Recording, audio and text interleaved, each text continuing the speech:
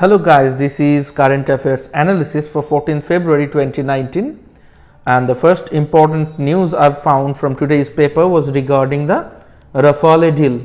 However, I'm not going to discuss whatever is disputed throughout the country presently. Rather, I'm going to concentrate on a very important term from economy, which is bank guarantee.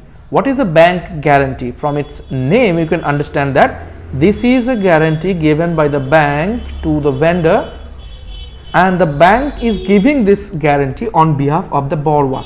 And this is an alternative to provide a deposit or a bond directly to the supplier or the vendor. So whenever the vendor is supplying something to some customers, it wants to have some security. So if the business in future goes down for the customer, the vendor can be compensated from the bank guarantee. So this bank guarantee is actually a very good thing if we are considering regarding both the parties, the borrower as well as the vendor. This is unconditional undertaking given by the bank on behalf of the customer. What does this mean? This means whenever there is a vendor asking for its money, the bank needs to give it unconditionally on behalf of the borrower. So it actually escalates the cost of the project, because the bank will definitely not work without any profit. Moving on to the next part, there was news regarding earthquakes in the Bay of Bengal, which is of magnitude 4.5. It happened near the Andamans, and the region in the Indian landmass which is going to be affected straight away is the Tamil Nadu coast. Now regarding this region, we need to remember that this region falls under the subduction zone, where the boundaries of the Indian plate and the Burmese plate meets, and subduction zone is the zone where the two converging plates are meeting and one plates move under the other. The main force that is responsible for the subduction is gravity, and the plate which is going down moves into the mantle. They also play important role in mountain building. So whenever there is a subduction zone, there is high probability that mountains will be there. Tamil Nadu had been grouped under the zone 3 of seismic zone by the BIS, which signifies that it is less vulnerable to the earthquakes.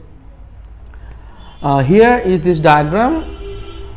It is showing you the subduction zones from all over the world, and this is the subduction zone we are talking about, the Andamans. Here importantly, look at the diagram, there is no subduction zone in the Atlantic. So just remember this diagram, this is very important. Let's moving on to the next part of this news. We are going to discuss about the Indian seismic zones.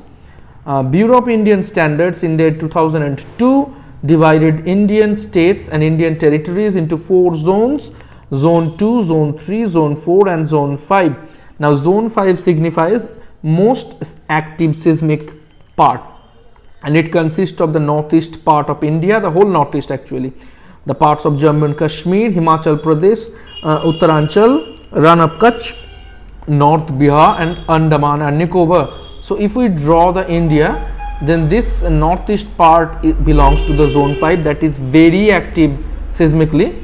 This part of the Jammu and Kashmir, the eastern part, the Rann of Kutch, the Andaman and Nicobar, just remember this part. And in mainland India, the North Bihar is a part of Zone 5. Zone 4, it consists of Jammu and Kashmir, Himachal Pradesh, National Capital Region of Delhi, Sikkim and north of the Uttar Pradesh, Bihar and West Bengal. Maharashtra, Rajasthan belongs to Zone 4.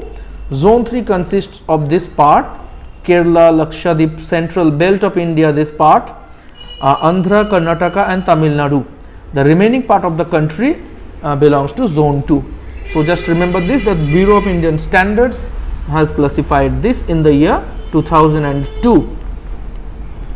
Moving on to the next important news that was today is regarding Article 35A.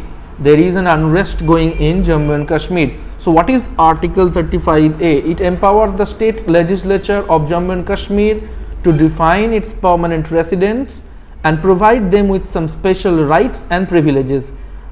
it bars people from outside Kashmir from acquiring any immovable property in the state.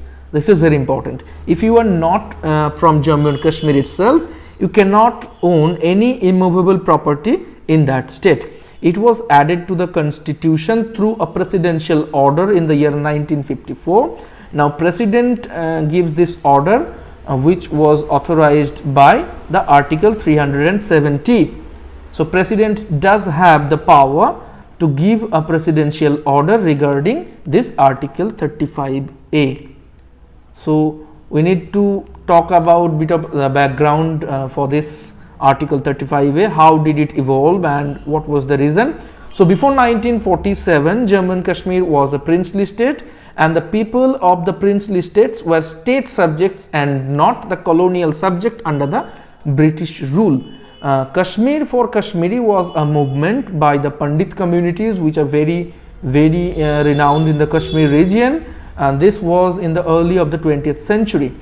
This was to make heredity as the political identity. Kashmir for the Kashmiri. So, only Kashmiris will be appointed in the state government job was one of their main demand. In the year 1927, this was given the legal status.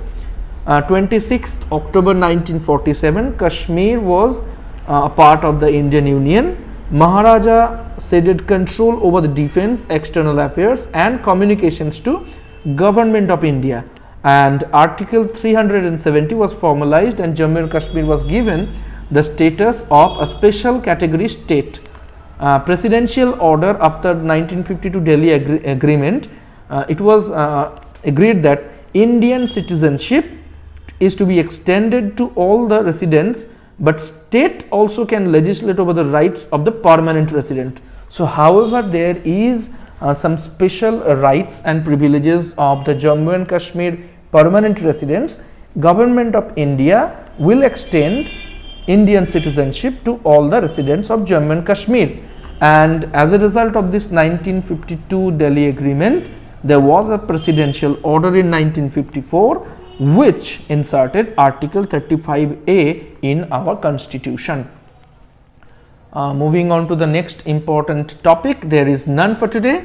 So, thank you. So, just for today's important topics, remember that India does have a subduction zone near the Andamans. Indian states are categorized into 4 important divisions: zone 2, zone 3, zone 4 and zone 5. There is no zone 1 in this classification. So, it is your homework to find out Google and search what is zone 1 of active seismicity in India. Okay. So, this is important for today's topic. Let's have a very good time with your studies and good night.